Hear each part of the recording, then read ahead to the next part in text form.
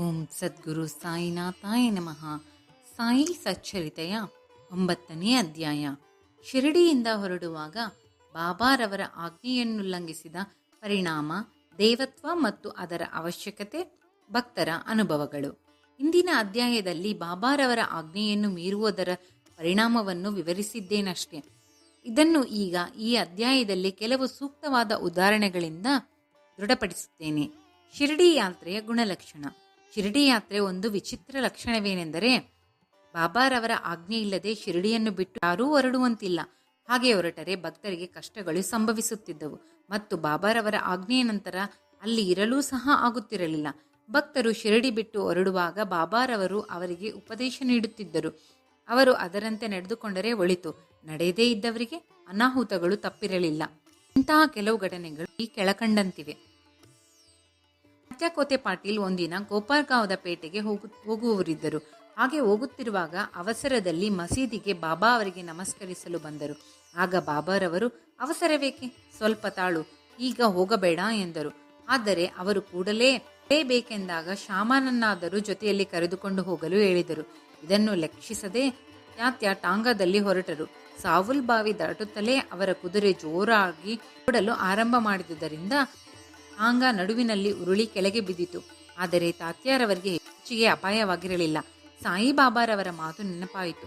ಮತ್ತೊಂದು ಸಂದರ್ಭದಲ್ಲಿ ಕೋಲಾರ ಎಂಬ ಹಳ್ಳಿಗೆ ಹೋಗುತ್ತಿರುವಾಗ ಬಾಬಾರವರ ಮಾತನ್ನು ತ್ಯಾತ್ಯ ಮೀರುವುದರಿಂದ ಇದೇ ತರಹದ ಪರಿಸ್ಥಿತಿ ಒದಗಿತು. ಯುರೋಪಿಯನ್ ಗೃಹಸ್ಥ.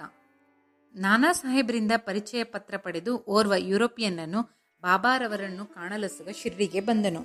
ಅವನು ಒಂದು ತಂಬುವಿನಲ್ಲಿ ಇಳಿದುಕೊಂಡನು.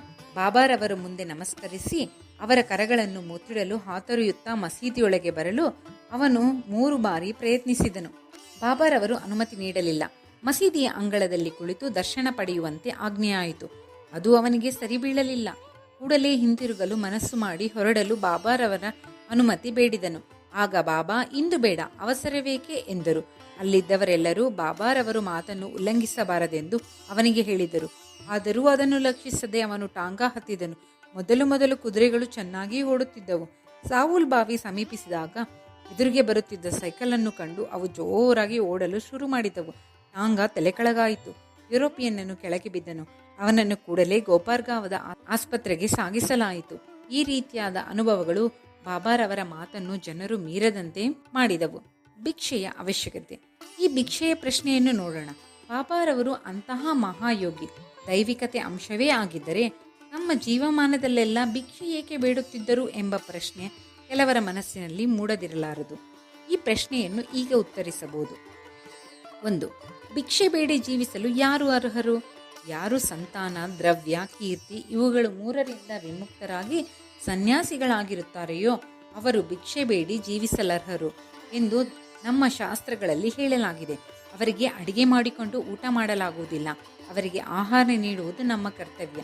ಸಾಯಿಬಾಬಾರವರು ಗೃಹಸ್ಥಾಶ್ರಮವನ್ನಾಗಲಿ ವಾನಪ್ರಸ್ಥಾಶ್ರಮವನ್ನಾಗಲಿ ಸ್ವೀಕರಿಸಿರಲಿಲ್ಲ. ಅವರು ಬ್ರಹ್ಮಚಾರಿಗಳಾಗಿದ್ದರು. ಆದರೆ ಚಿಕ್ಕಂದಿನಿಂದಲೂ ಸನ್ಯಾಸಿಗಳಾಗಿಯೇ ಇದ್ದರು. ಪ್ರಪಂಚವೇ ನನ್ನ ಮನೆ, ವಸುದೈವನೇ ಜಗತ್ತು.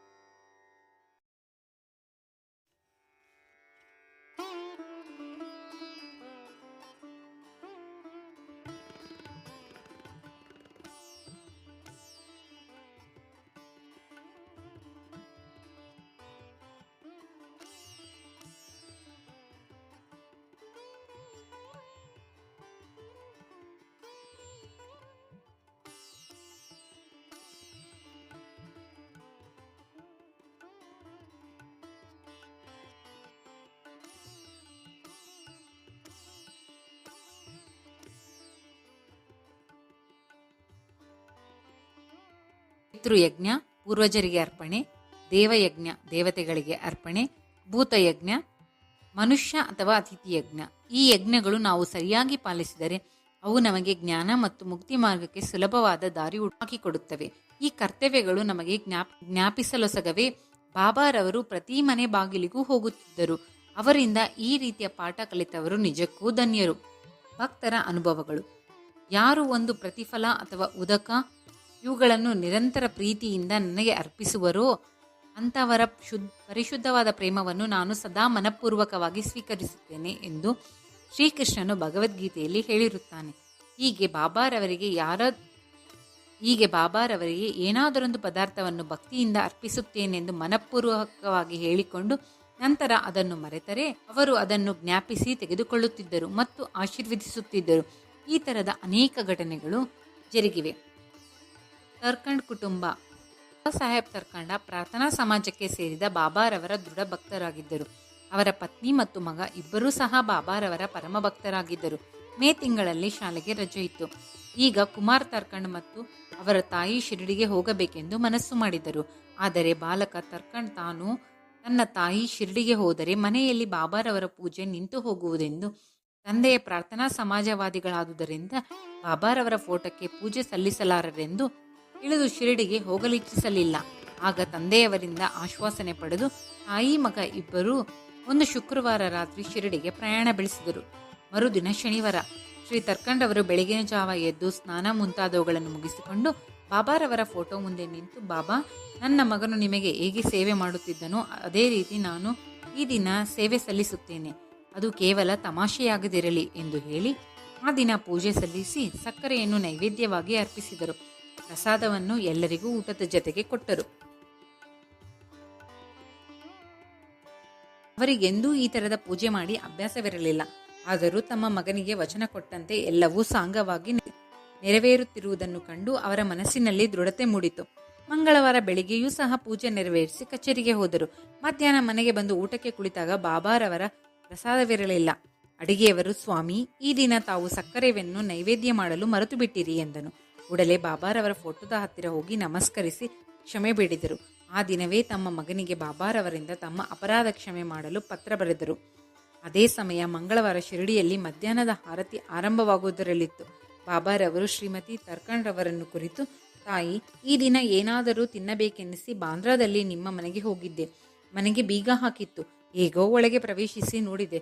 ತರ್ಕಂಡ್ ರವರು ನನಗೋಸ್ಕರ ಏನೂ ಇಟ್ಟಿರಲಿಲ್ಲ. ಅತೃಪ್ತನಾಗಿ ಹಸಿವಿನಿಂದ ಹಿಂದಿರುಗಿದ್ದೇನೆ ಎಂದರು.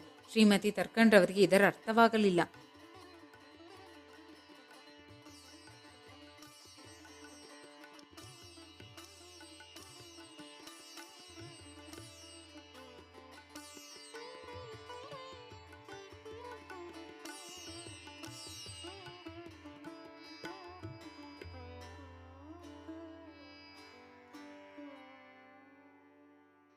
ದಿನ ಈ ಪತ್ರಗಳು ಅವರವರ ಕೈ ಸೇರಿದವು. ಶ್ರೀಮತಿ ತರ್ಕಂಡ.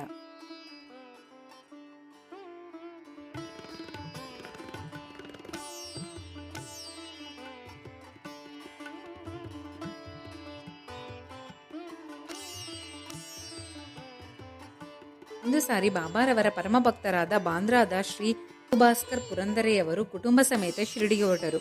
ಶ್ರೀಮತಿ ತರ್ಕಂಡ್ ರವರು 2 ಬದನೆಕಾಯಿಗಳನ್ನು ಕೊಟ್ಟು ಒಂದರಿಂದ ಬರಿತಾ ಮತ್ತೊಂದರಿಂದ ಕಾಚರಿ ಮಾಡಿ ಬಾಬಾರವರಿಗೆ ಅರ್ಪಿಸಲು ಶ್ರೀಮತಿ ಪುರಂದರೆಯವರಿಗೆ ತಿಳಿಸಿದರು. ಪುರಂದರೆಯವರು ಶಿರಡಿ ತಲುಪಿದ ತಕ್ಷಣವೇ ಬಾಬಾರವರಿಗೆ ತಾವು ತಂದ ವಸ್ತುಗಳನ್ನು ಅರ್ಪಿಸಲು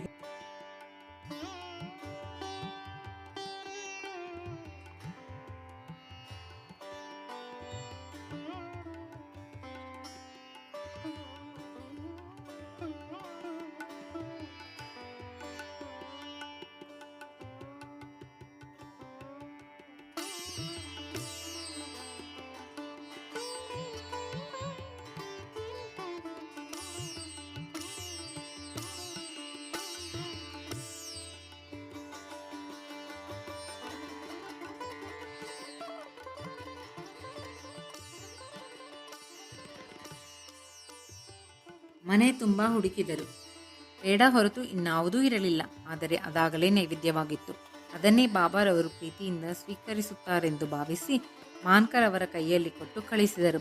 ಶ್ರೀಯುತ ಮಾನ್ಕರ್ ಅವರು ಶಿರಡಿಯನ್ನು ತಲುಪಿ ಬಾಬಾರವರ ದರ್ಶನ ಮಾಡಲು ಮಸೀದಿಗೆ ಹೊರಟರು. ಆದರೆ ಪೇಡ ತೆಗೆದುಕೊಂಡು ಹೋಗುವುದನ್ನು ಮರೆತು ಬಿಟ್ಟರು. ಬಾಬಾರವರು ತಾಳ್ಮೆಯಿಂದ ಕೆಲವು ಕಾಲ ಸುಮ್ಮನಿದ್ದರು. ಮಧ್ಯಾಹ್ನ ಮಸೀದಿಗೆ ಹೋದಾಗಲೂ ಮಾನ್ಕರ್ ಪೇಡ ಕೊಡಲು ಮರೆತರು. ಬಾಬಾರವರಿಗೆ ತಾಳ್ಮೆ ಮೀರಿತು. ಆಗ ಅವರು, ನನಗೆ ಏನನ್ನು ತಂದಿರುವೆ ಎಂದು ಮಾನ್ಕರ್ ಅವರನ್ನು ಕೇಳಿದರು. ಏನೂ ಇಲ್ಲವೆಂದು ಉತ್ತರಿಸಿದರು. ಬಾಬಾ ಮತ್ತೊಮ್ಮೆ ಕೇಳಿದರು. ಪುನಃ ಅದೇ ಉತ್ತರ. ಆಗ ಬಾಬಾರವರು, ತಾಯಿಯು ನನಗೋಸ್ಕರ ನೀನು ಹೊರಟು ಬರುವಾಗ ಸಿಹಿ ತಿನಿಸನ್ನು ಕೊಡಲು ಹೇಳಿ ನಿನ್ನ ಹತ್ತಿರ ಏನೂ ಕೊಡಲಿಲ್ಲವೇ ಎಂದು ಕೇಳಿದರು. ಆಗ ಅವರಿಗೆಲ್ಲವೂ ನೆನಪಾಯಿತು. ಕೂಡಲೇ ಬಾಬಾರವರ ಕ್ಷಮೆ ಕೇಳಿ ತಾವು ತಂಗಿದ್ದ ಸ್ಥಳಕ್ಕೆ ಹೋಗಿ ತಂದಿದ್ದ ಪೇಡ ತೆಗೆದುಕೊಂಡು ಬಂದು ಅರ್ಪಿಸಿದರು. ಅದನ್ನು ಬಾಬಾರವರು ಸಂತೋಷದಿಂದ ತಿಂದರು. ಈ ರೀತಿ ಶ್ರೀಮತಿ ತರ್ಕಂಡವರ ಭಕ್ತಿಯನ್ನು ಬಾಬಾ ಮೆಚ್ಚಿದ್ದರು. ನನ್ನನ್ನು ನಂಬಿದವರನ್ನು ನಾನು ಸದಾ ಆಶೀರ್ವದಿಸುತ್ತೇನೆ ಎಂಬ ಹಿತವಾಕ್ಯ ಈ ರೀತಿ ಇಲ್ಲಿ ನಿಜವಾಯಿತು. ಹೊಟ್ಟೆ ತುಂಬ ಊಟ. ಒಂದು ದಿನ ಶ್ರೀಮತಿ ತರ್ಕಂಡವರು ಶಿರಡಿಯಲ್ಲಿ ಒಬ್ಬರ ಮನೆಯಲ್ಲಿ ಊಟಕ್ಕೆ ಕುಳಿತಾಗ ಅಲ್ಲಿ ಒಂದು ಹಸಿದ ನಾಯಿ ಬಂದಿತು. ಶ್ರೀಮತಿಯವರು ಅದಕ್ಕೆ ಒಂದು ಚೂರು ರೊಟ್ಟಿ ಹಾಕಿದ್ದರು. ಅದು ಅದನ್ನು ಸಂತೋಷದಿಂದ ತಿಂದು ಹೊರಟು ಹೋಯಿತು. ಸಾಯಂಕಾಲ ಅವರು ಮಸೀದಿಗೆ ಹೋದಾಗ ಬಾಬಾರವರು, ತಾಯಿ, ಈ ದಿನ ನೀನು ನನಗೆ ಹೊಟ್ಟೆ ತುಂಬ ಊಟ ಹಾಕಿರುವೆ. ನನ್ನ ಪ್ರಾಣಗಳು ತೃಪ್ತಿ ಪಡೆದವು. ಯಾವಾಗಲೂ ಇದೇ ರೀತಿ ವರ್ತಿಸು, ನಿನಗೆ ಒಳ್ಳೆಯದಾಗುತ್ತದೆ. ಈ ಮಸೀದಿಯಲ್ಲಿ ಕುಳಿತು ನಾನು ಯಾವಾಗಲೂ ಸತ್ಯವನ್ನೇ ನುಡಿಯುವನು. ಈ ರೀತಿ ಯಾವಾಗಲೂ ನನ್ನ ಮೇಲೆ ದಯೆ ಇಡು. ಮೊದಲು ಹಸಿದವರಿಗೆ ಆಹಾರ ನೀಡಿ ನಂತರ ನೀನು ಊಟ ಮಾಡು ಎಂದರು. ಇದು ಅವಳಿಗೆ ಅರ್ಥವಾಗಲಿಲ್ಲ. ಆಗ ಅವರು, ಬಾಬಾ, ನಾನು ಯಾವಾಗ ನಿಮಗೆ ಆಹಾರ ನೀಡಿದೆ ಎಂದು ಕೇಳಲು ಬಾಬಾರವರು, ನೀನು ಪ್ರೀತಿಯಿಂದ ಕೊಟ್ಟ ರೊಟ್ಟಿ ಚೂರನ್ನು ತಿಂದು ನಾನು ನಿಜವಾಗಿಯೂ ತೃಪ್ತಿಗೊಂಡಿದ್ದೇನೆ. ನೀನು ಬೆಳಗ್ಗೆ ಊಟಕ್ಕೆ ಕುಳಿತಾಗ ಬಂದ ನಾಯಿಯು ನನ್ನ ಅಂಶ. ಇದೇ ರೀತಿ ಇತರ ಜೀವಿಗಳೂ ಸಹ. ನಾನು ಆ ರೀತಿ ಅಲದಾಡುತ್ತೇನೆ. ಯಾರು ಈ ಥರದ ಪ್ರಾಣಿಗಳಲ್ಲಿ ನನ್ನನ್ನು ಕಾಣುವರೋ ಅಂಥವರನ್ನು ನಾನು ಆಶೀರ್ವದಿಸುತ್ತೇನೆ. ಭೇದ ಭಾವಗಳನ್ನು ತೊರೆದು ಈ ದಿನ ಸೇವೆ ಮಾಡಿದಂತೆ ನನ್ನ ಸೇವೆ ಮಾಡು ಎಂದರು. ಈ ಅಮೃತ ವಚನಗಳನ್ನು ಕೇಳಿ ಅವರ ಮನಸ್ಸು ಕರಗಿತು. ನೇತ್ರಗಳಿಂದ ಆನಂದ ಬಾಷ್ಪ ಉಕ್ಕಿದವು. ಪಾಠ: ಸಕಲ ಜೀವಿಗಳಲ್ಲಿಯೂ ಪರಮಾತ್ಮನನ್ನು ಕಾಣಬಹುದು ಎಂಬುದೇ ಇದರ ತಿರುಳು. ಉಪನಿಷತ್, ಗೀತೆ, ಭಾಗವತ ಎಲ್ಲ ಪುಣ್ಯಗ್ರಂಥಗಳು ಇದನ್ನೇ ಸಾರುತ್ತಿವೆ. ಈ ರೀತಿ ಸಾಯಿಬಾಬಾರವರ ಉಪನಿಷತ್ತನ್ನು ಕಾರ್ಯಾಚರಣೆಯಲ್ಲಿ ತಂದರು. ಶ್ರೀ ಸಾಯಿ ಪ್ರಣಾಮಂ.